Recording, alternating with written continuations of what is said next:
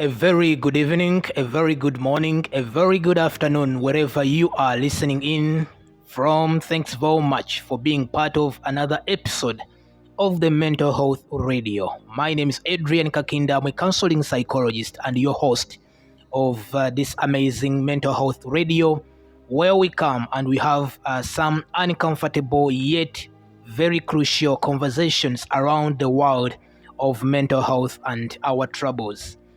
Now, we are ending the month of April. It's very amazing.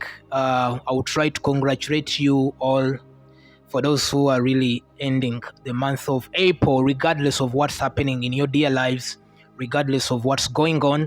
Congratulations, guys. It's not easy. Life today is indeed not easy for very many people who are listening in to this amazing space. But again, we are cruising towards the month of May 2024. Now, at the island of mental health, around the global mental health discourse, the month of May is quite very special. Why? It's the beautiful mental health awareness month. We dedicated, the world dedicates the entire month to the arena of advocating, talking, making mental health stand out, because we all know and we all agree that mental health today is one of the key silent pandemics troubling the globe.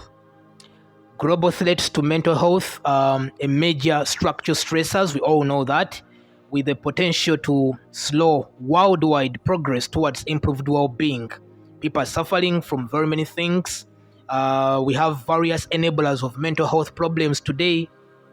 The key threats being the economic downturns, talk about the social polarization, talk about the public health emergencies, talk about widespread humanitarian emergencies, and the forced displacement around the world, and the growing climate crisis. Climate today, when you go in East Africa, when you get down to Africa, go down to the Eastern Asia, Eastern Europe, the climate question is becoming another enabler of mental health problems world over. So we have these issues now coupled with the public health emergencies, just like we had COVID 2 years ago. You realize that the world is on a roller coaster of various enablers of mental health. But the biggest question we have today is, have we done enough when it comes to strengthening our systems as countries, especially the low middle income countries, especially countries in the global south?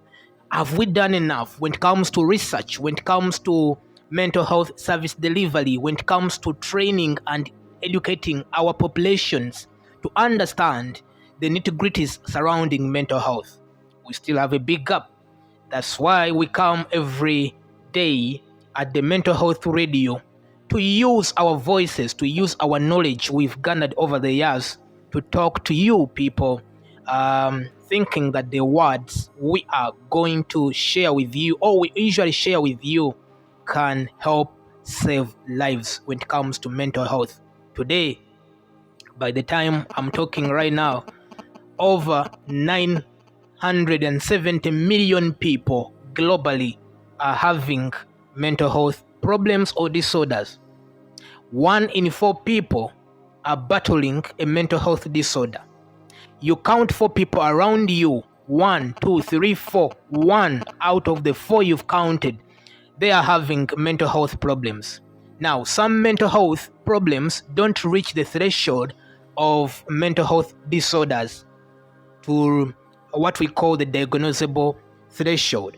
But these are things we are living with every day, troubled every day, and we keep moving in our day-to-day lives with the stress, with the depression, with anxieties, and above all, there is even some gender disparity when it comes to mental health service delivery. Do we care about the mental health of our children? Do we even care about the mental health of adolescents? Do we even care about the mental health of our people? My humble appeal and my humble prayer is, let's use the month of May to advocate for quick mental health services. Let's put our leaders in spotlight. Let's ask them, what have they done? when it comes to mental health service delivery. The country I come from, that's Uganda in East Africa, we only dedicate 1% of the total Ministry of Health budget towards mental health. We only have one mental health referral hospital, national mental health referral hospital in the whole country. When it comes to the inequality or the insurgency or the inadequacy of mental health professionals in my country, it's in a dire state. Now that's Uganda for you, but get down to other African countries in the global south. Ask them, what have they done? It's indeed troubling. It's indeed daunting. It's indeed so crushing, because it's like we haven't moved anyway. Yet we have the quick enablers of mental health problems ravaging the entire African continent. Get to the Middle East. Wars are like wars. The climate crisis. Traumas are like traumas. etc. Ladies and gentlemen, the month of May 2024 is the Mental Health Awareness Month. Every day, do something. Now, in my next episode, after this break, I'm going to share with you some home remedies we can try at our homes, in our rooms, to keep our mental health afloat, because we may not delete the world's problems and stressors today or tomorrow, but we can manage how we perceive, we can manage how we think about these mental health problems enablers, and then we can help each other and we move. So we have to do some things differently in this month of May, and that's what I'm coming back to share with you. Some home remedies, tips to help us keep our mental health afloat. My name is Adrian. See you in a few.